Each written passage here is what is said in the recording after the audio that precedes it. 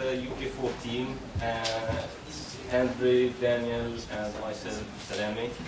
And today we're going to talk about securing telemedicine in general and video conferencing in particular. So there are a lot of cases of doctors blackmailing their patients by knowing their medical information and private information. There are so many cases of identity theft, and these are especially in the US, where they are already using EHR. So these issues usually rise because of that misconception of trust. What is trust? What is it to trust someone? Do we trust them to do the right thing, or do we trust them not to do the bad thing? So this is the issue. So because of this misconception of trust, many patients become victims. So we are trying in this presentation and in our second proposal to eliminate trust. We don't need trust, because the concept of trust means that there is a potential threat, there is a potential negative impact on you. That's why you trust someone. But if you are sure 100%, you don't need to trust him or to trust her. No need for trust. So we are trying to secure instead of making things trusted. So in this presentation, we're going to talk about two things. First thing is a questionnaire, a survey we did, and we spread it over social media to support our second contribution, which is a proposal. It's more like a recommendation model to make video conferencing more secure, and people use it more for appointments, diagnostics, and this stuff. Because we believe that, because most of the presentations talk about sensors, but we believe that humans are the best sensors. So having a video conference with your doctor is much better to diagnose your illness or symptoms than any other sensor. So in the first part, as I said, we're going to present a questionnaire we did and what results we had. Then we're going to talk about our proposed recommendation. For Danny?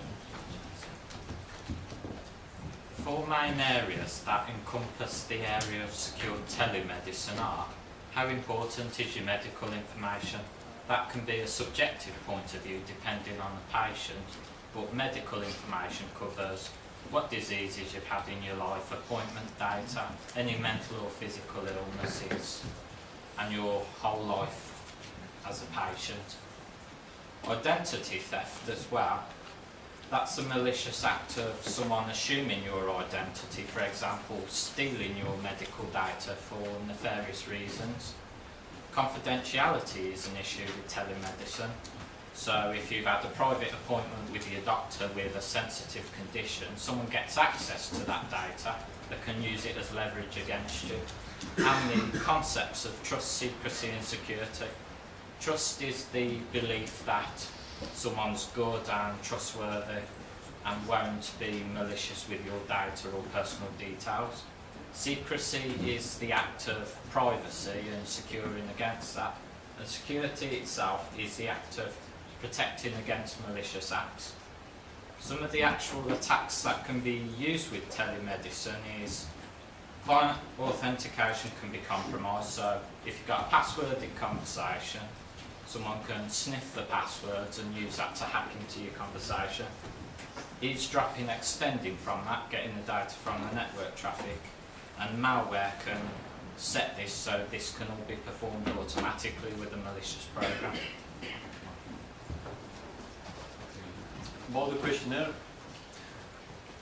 why we did it? Mainly to gather a public opinion about their security concerns related to telemedicine. How we did it? We've constructed an online questionnaire and just used social media to share it. And who we intended to reach? Mostly youth demographics. Because the project is based on the general public, we've chosen the 16 to 39 years sector, mostly because they are more open to social networking. They connect more through mobile, and they have a real influence on their family members, how they spend their money. The questionnaire. The first two questions we asked had one main purpose, that for screening our target. As you can see over there, almost 90% of the people we've questioned are between 16 to 39 years, and more than 50% are students or currently working in IT. It has been identified that over 80% of the people we've questioned have already been involved in a video conference or used a video app to talk with their family members or to talk with their friends. So there is a general knowledge between this sector, 16 to 39 years. After the screening questions, we focused the questionnaire more on finding the level of trust people associate telemedicine with. As you can see, only 50% of the people we've interviewed trust discussing sensible information over a video application. The rest are more reluctant about it.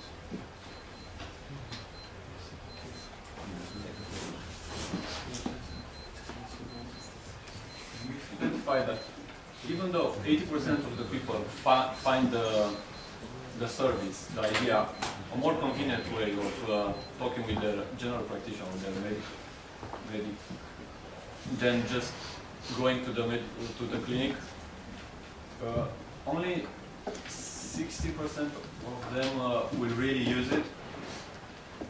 That is mainly because they are not feeling comfortable discussing sensitive information and discussing their health conditions or the health state over a video application.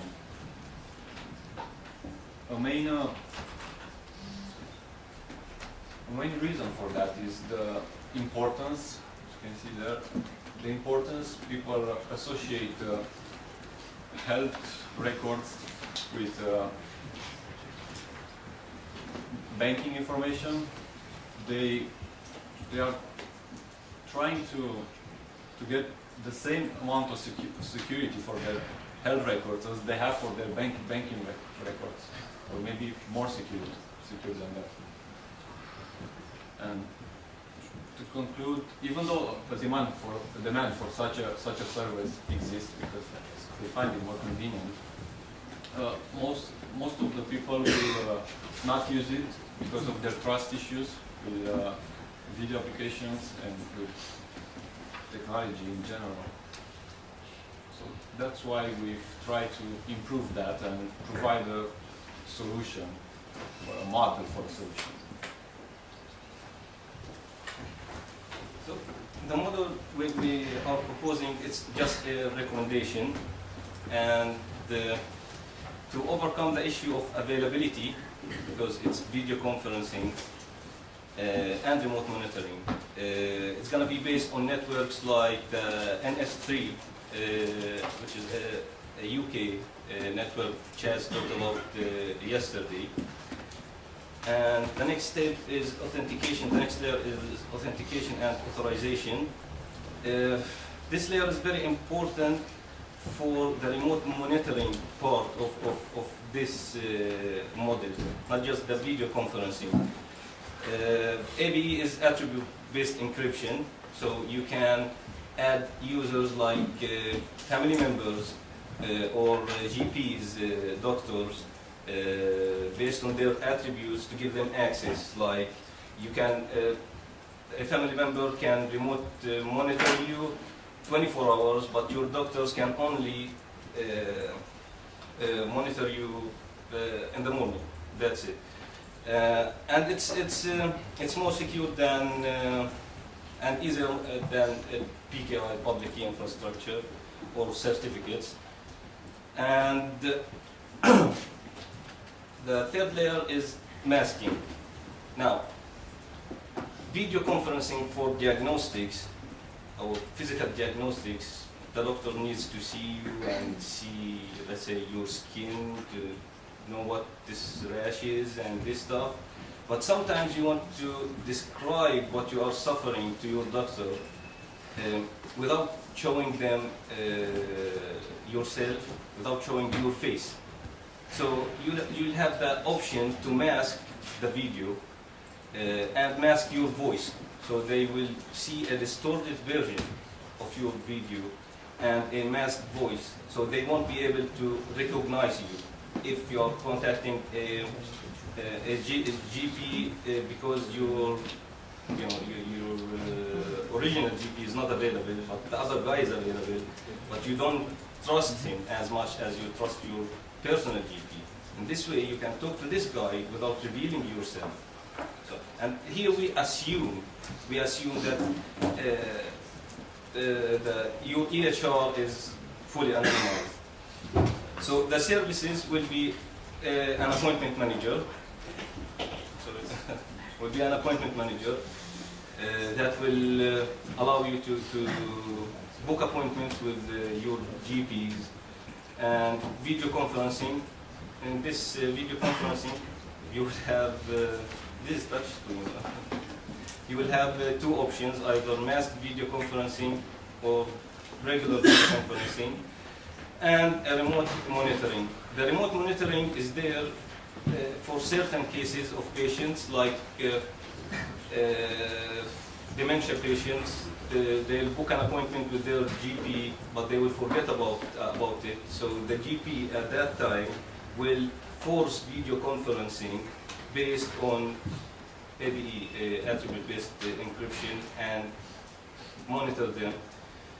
And that's it. Thank you so much. Any questions?